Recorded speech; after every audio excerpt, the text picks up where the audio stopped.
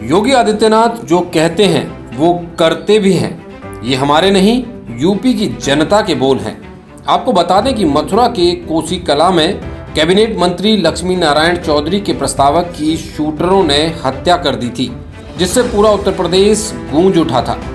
घटना के बाद जब योगी आदित्यनाथ मथुरा पहुंचे तो पीड़ित परिवार ने योगी जी से न्याय की गुहार लगाई। योगी जी ने परिजनों को न सिर्फ जल्द न्याय दिलाने का भरोसा दिया, बल्कि मंच से अपने चिर परिचित अंदाज में ये खुलासा भी कर दिया कि इस हत्याकांड के तार यूपी के मेवात से जुड़े हुए हैं। देखिए, जैसे ही चुनाव प्रारंभ हुए और चुनाव के दौरान जैसे ही विभिन्न दलों को लगा कि अब सरकार सीधे कार्रवाई नहीं करेगी क्योंकि चुनाव आयोग बीच में है, तो उसने फिर से मेवाती गुंडों को बुला करके अपना कार्य प्रारंभ कर दिया है। यहां रामवीर सिंह की जो हत्या हुई थी ना, हमारे चौधरी साहब के जो प्रस्तावक थे प्रधान जी, उनकी प्रधान के हत्यारे कहां से आए थे? मेवात से आए थे, मेवात से। ये मेवाती फिर से आकर के यहां उपद्रव कर रहे हैं। उनको नहीं मालूम कि 10 मार्च के बाद फिर इनका उपचार होगा, इनकी सारी गर्मी शांत करवा दी जाएगी।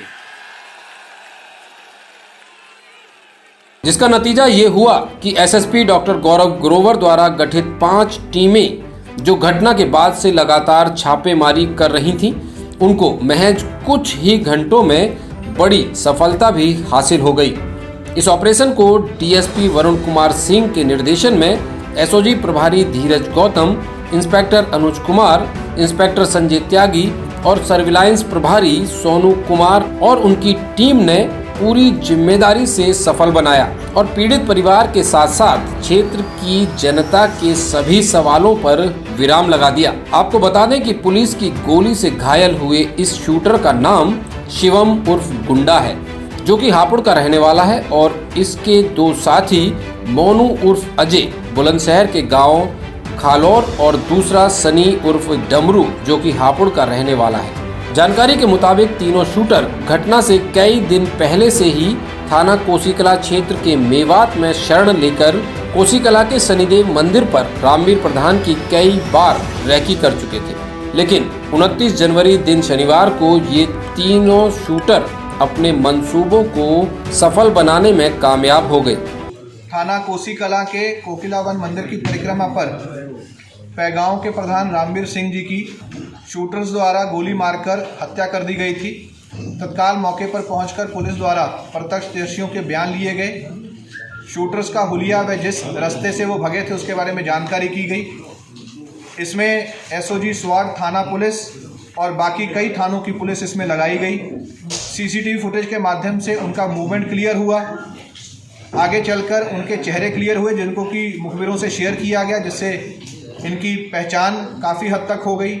साथ ही साथ पैरेलली जो परिवारीजनों द्वारा जानकारी पुलिस को प्राप्त कराई गई, एफआईआर लिखवाई गई। लोकल इंटेलिजेंस और ग्रामीणों से जो जानकारियां प्राप्त हुई, उससे साजिशकर्ताओं के भी नाम क्लियर होने लगे।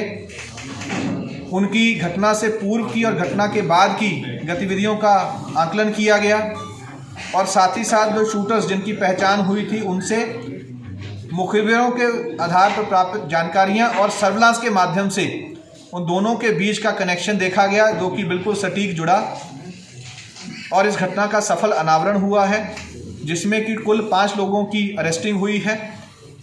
इस अरेस्टिंग में 2 अजय और जो है एक और शूटर जो है, जो कि मुठभेड़ में अरेस्ट हुआ है। तीसरा शूटर अभी फरार है। इस घटना का मुख्य साजिशकर्ता अमोल नाम का व्यक्ति है, जो कि पैगांव का ही रहने वाला है और विगत पंचायत चुनाव में प्रधान पक्ष उसका पद का प्रत्याशी था और दूसरे नंबर पर रहा था। उसके 2 साथी दान सिंह और एक रोहतास, वो भी अरेस्ट हुए हैं, जो भी कि इस साजिश में शामिल थे, जिसको की घटना की जानकारी थी।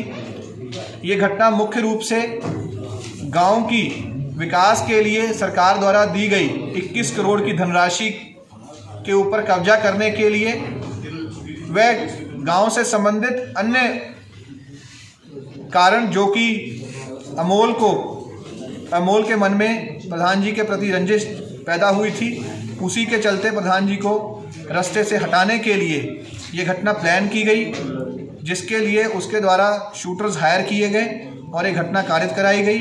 सूत्रों की माने तो अमोल पहलवान के अलावा कोसी क्षेत्र के ही कई और ऐसे नाम पुलिस के हाथ लगे हैं जिन्होंने रामवीर की हत्या करवाने के लिए इन शूटरों को न सिर्फ सुपारी दी थी बल्कि रुपए, हथियार और वाहन भी दिए थे। साथ ही पुलिस को अभी इस हत्याकांड में कुछ सफेदपोशों के जुड़े होने का अंदेशा भी हो रहा है। बहरहाल रामवीर हत्याकांड का खुलासा मथुरा पुलिस के लिए भले ही एक बड़ी उपलब्धि हो सकता है, लेकिन मेवात में शरण लेने वाले अपराधियों पर अभी भी नकेल कसना बाकी है।